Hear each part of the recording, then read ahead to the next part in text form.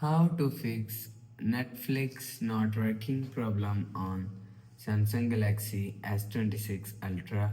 So let's start the video. First of all, go to app library. Now here, so click on settings app. Now in setting, scroll down and click on apps. You will see apps is here, so click on apps. Scroll down and search Netflix app from here. Scroll down and you will see Netflix app is here, so click on Netflix app. Scroll down to end and click on storage. So after click on storage, so if you want to fix Netflix not working problem, so first of all click on clear cache and click on clear data. So after click on clear cache and clear data, you will see your problem is solved.